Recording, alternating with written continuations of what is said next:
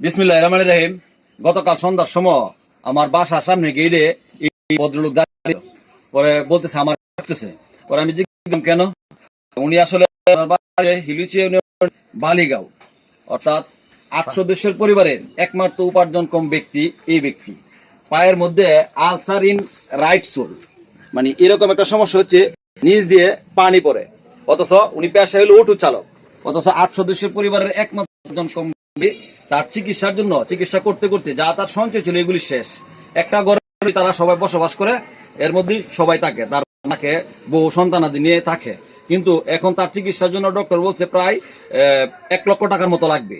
এই টাকা তার অনুমতি না।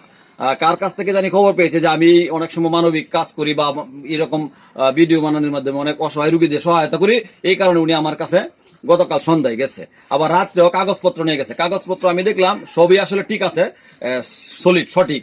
এখন আমরা অনেকেই, মানুষের তো সমস্যা আসলে চিরদিন থাকে না, প্রত্যেকটা মানুষই কোনো না কোনো সমস্যার মধ্যে আছে। কারো সমস্যা বড়, কারো সমস্যা ছোট। অনেকে সমাধান করতে পারে, অনেকে সাহায্যের হাত বাড়ায়। এমনিতে পারতপক্ষে কেউ কারো কাছে হাত বাড়ায় না। উনি অসহায় হয়েই গতকাল আমার কাছে গেছে যে আমাকে কিছু আর্থিক সাহায্যের ব্যবস্থা করা যায় কিনা আপনার মাধ্যমে।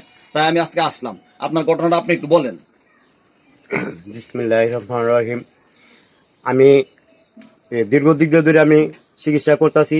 ঢাকা মেডিকেল গেলাম, বাগুলপুর গেলাম, ভৈরব গেলাম, কিশোরগঞ্জ গেলাম, এরপর পালপাড়া মেডিকেল গেলাম, এরপর উসমানগঞ্জ মেডিকেল গেলাম, অনেক জায়গায় গেলাম।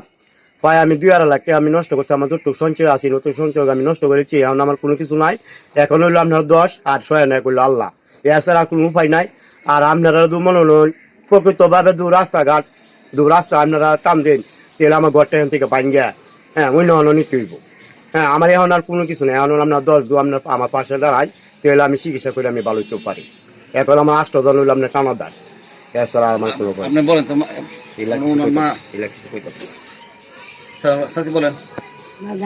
আমি lei quanto করতেছি না বাগান চলতে না কিছু দাঁড়ি হতে না করতে লাগে, খুব কষ্ট করতেছে। আর বাগান একটা ডিসকাটা কাম করতে হয় ছেলে হয়ে গেছে, গা হয়ে গেছিলাম, ছেলেটা অনেক কিছু কাম বাজ করতে পারে না। বাগান কত দরে দৌড়ি হতেছে, কত কিছু গন্ধ যাচ্ছে,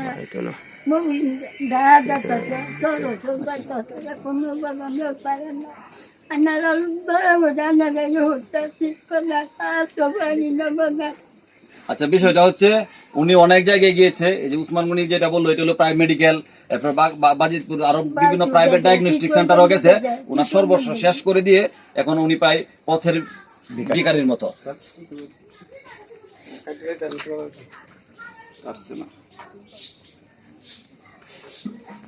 আমরা কত টাকা কত ভাবে খরচ করে ফেলি। অনেক সময় চায়ের আড্ডায়, অনেক সময় বন্ধু বান্ধবের মন রাখতে, অনেক সময় বিভিন্ন ধরনের নৌকা ভ্রমণে গিয়ে বিভিন্ন ধরনের বন্ধু বান্ধবের মন রাখতে আমরা অনেক টাকা খরচ করে ফেলি। আমাদের কেউ 10 টাকা, 5 টাকা, 20 টাকা, 100 টাকা, 500 টাকা যে যাই পারেন তাই দিয়ে তাকে সহযোগিতা করেন। সুমন ভাই কিছু বলবেন? জি, মানে আমার কিছু কথা আছে। উনি আমার অনেকদিন যাবত উনি আমার গাড়ি চালাইছে, ভাড়া চালাইছে। আমার জানা মতে উনি একজন ভালো মানুষ, সৎ মানুষ। এখন উনি একটা বিপদে পড়ছে। পুরো দেশবাসীর কাছে আমার যারা যেমন পারে সহযোগিতা করার জন্য ওনার যাতে চিকিৎসাটা সারতে পারে। সব বিকাশ নাম্বারটা দিন তো না, মুখে বললেও দেন। 9445868009। এই নাম্বারটা হচ্ছে, আবার বলি, 01945586809। এই নাম্বারে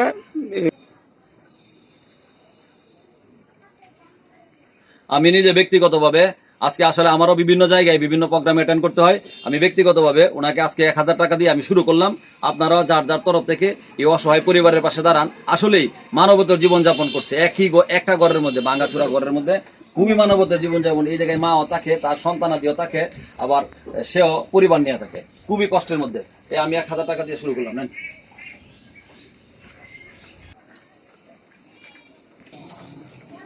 জানি পিছনে ইলেকট্রিক দিন দিয়ে লাইট বেশি।